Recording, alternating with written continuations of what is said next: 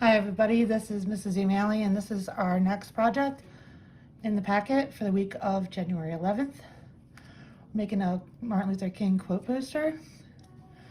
We observe Martin Luther King's birthday the third Monday of January. He was a civil rights leader in the 1960s who brought forth black rights, civil rights for everyone. And to this day, we take a day of service the third Monday of January. Now, ideally, you're supposed to go out and volunteer in your community and do good for other people. Maybe register people to vote.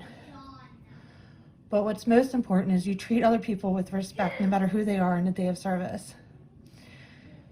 To commemorate the Martin Luther King Day of Service this year, we're going to choose one of his famous quotes. We're going to follow the guidelines. We're going to add a watermark of the silhouette of Martin Luther King in the background, which is right behind that on the next page. If you don't have the packet, you can always transfer from your computer or phone screen. So, first you got to look at the quotes and pick one. So, looking at these, and by human nature, I chose the shortest one. You may also choose this one. I don't blame you, but the other ones are really good anyway. Then you're going to get a blank sheet of paper from the back of your packet and turn it horizontally. It's really hard to tell in here, but I have it side to side. You have to center everything. So, rather than fold your paper in half, I'm going to ask that you just kind of loosely fold your paper in half without making too much of a crease, and then just give it a pinch at the top. When you open up, you just have that guideline that's the middle. Then you're going to go through your packet and choose an alphabet. Now, I really like these letters. They look like they were easy to fit on the page, easy to transfer. You may use the same ones. They're in your packet. Centered, so that means you have to rewrite the quote and find the middle. So divide your quote into 4 or 5 lines, write it out. Then you're going to go back and count the characters. Count a space as a character. So 1, 2, 3, 4, 5, 6, 7, 8, 9, 10, 11. And to help myself out, I wrote the number of characters at the end of each line. That has 12, that has 10, that has 8. The middle character of an odd numbered line is a character, and in this line, it's I.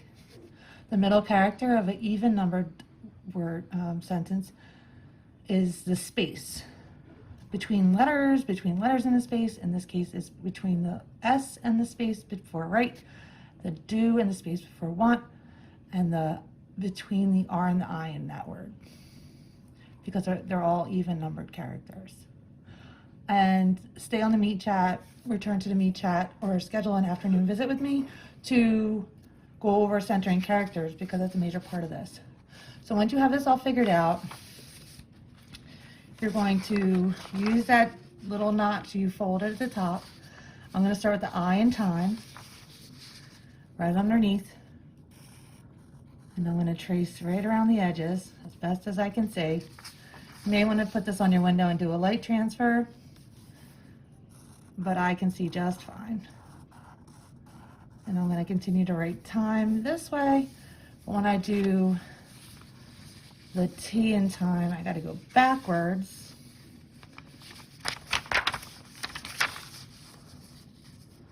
And then I have to do a space going backwards. And the space is a finger width apart. Then I have to do the word the backwards. So I'm going to transfer the E, the H, and the T. So finger space, E, H,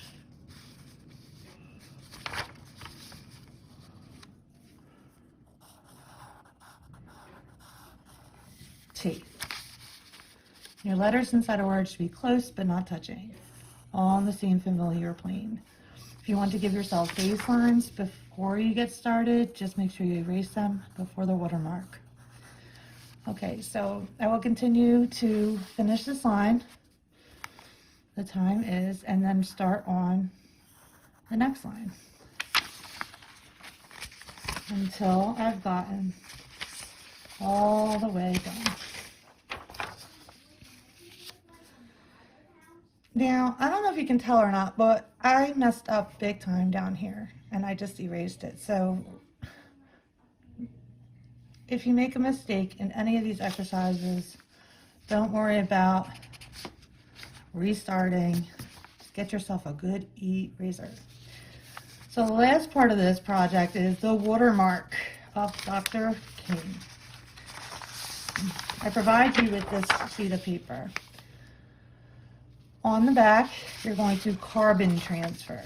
We've been doing light transferring this whole time, but now we're learning carbon transfer. What I did was I held Mr. King up to the light on the back, and I just kind of did a light outline of where he exactly was on the paper. And then I shaded with my pencil.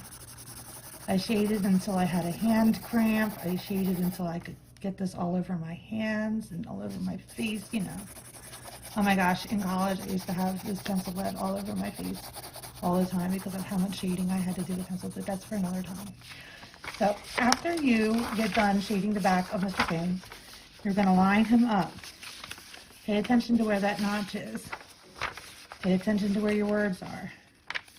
Get a piece of tape if you have to. If you know you're going to get interrupted while you're working, maybe you're going to get a phone call or you get called to dinner. And it really helps to get a pen if you have one. And you're going to outline as best as you can. Follow all the edges.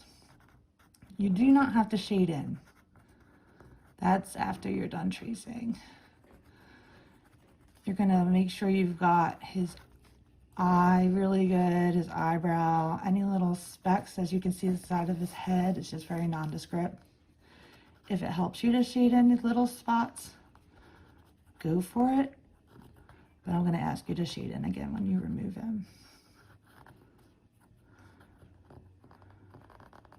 The reason I say get a piece of tape is also because you could get easily distracted doing this. And if it moves, you have to start all over again. And who wants extra work? Not me. You also might want to check your progress. If you're not using tape and you want to check your progress, you hold it firm at the top and you see how it's coming. Oh, I can barely see that. I'm going to go back heavily where I really can't see. Finish up. Hold the papers firm if you're not using tape.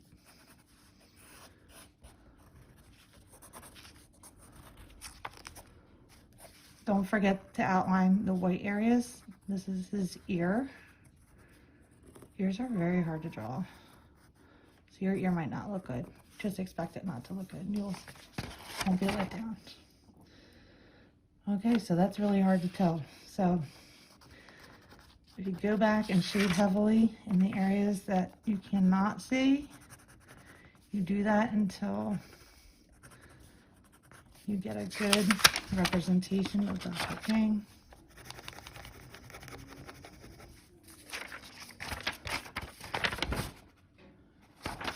And I'll be back with the finished project. Okay, I'm back, and while I was gone, I grabbed a pen. That pencil just was not cutting the mustard whatsoever. This side of his face was totally nondescript. And I'm going to keep my hand firm up here, but I'm going to show you this. Look at how heavily I shaded on top of the dark areas with pen. So here we go. You want to do it until you are satisfied with being able to look off of the current one.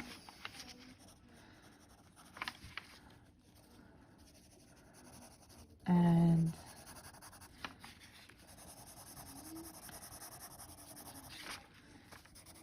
we're going to just shade in the areas of Dr. King.